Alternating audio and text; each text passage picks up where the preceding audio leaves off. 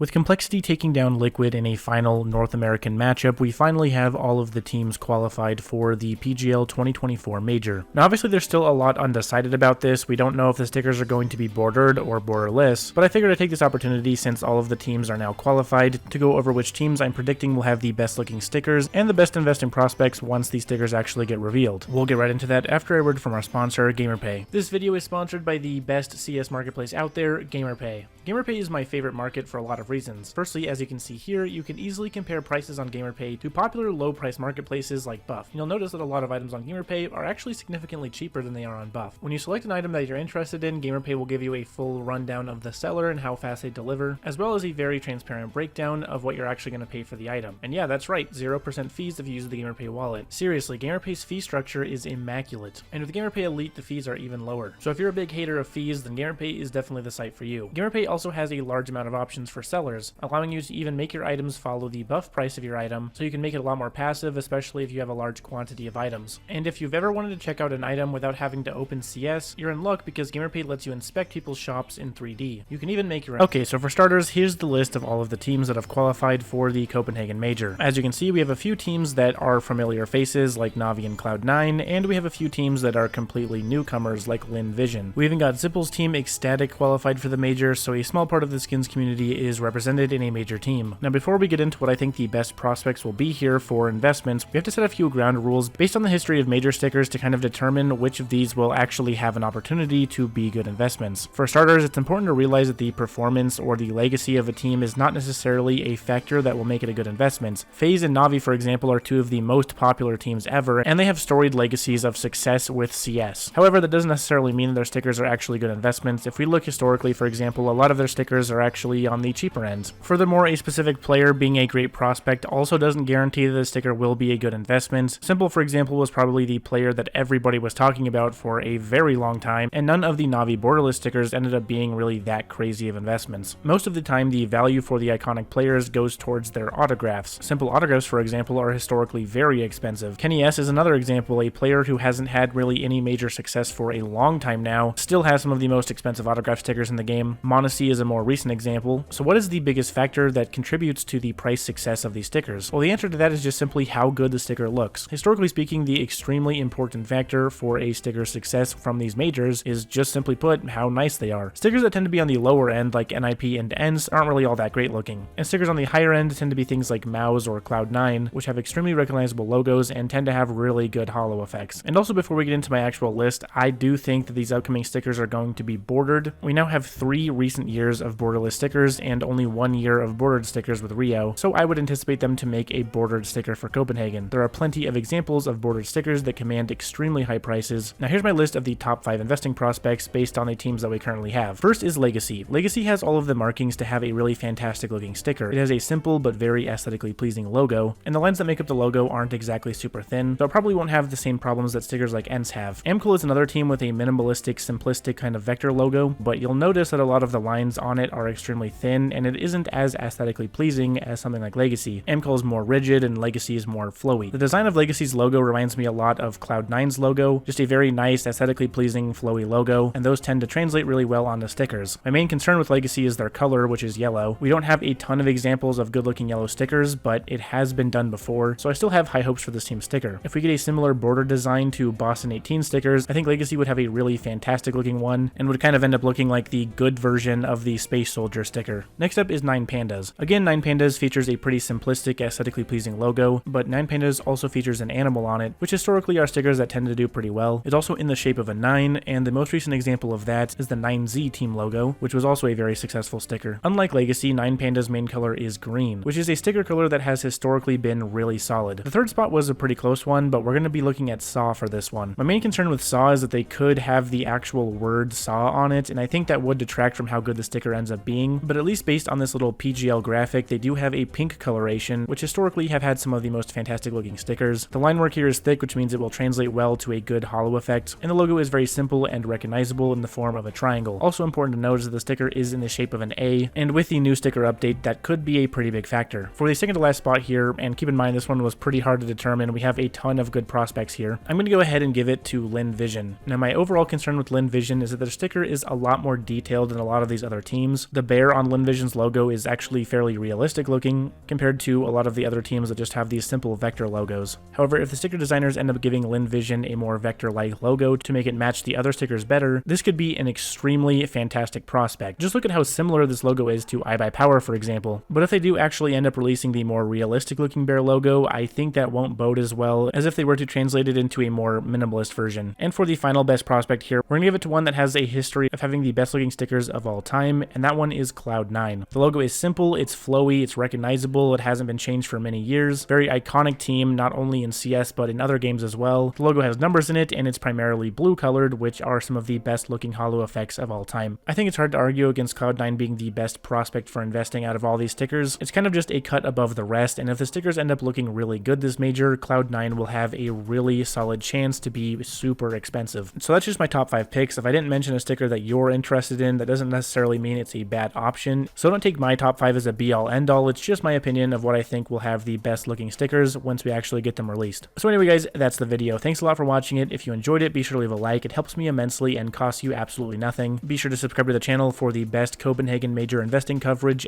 once we actually get the stickers. Join my Discord server or my Twitter if you want to discuss these further or call me wrong. And check out the best skins marketplace around, GamerPay. Thanks a lot for watching guys. See you next time. Peace.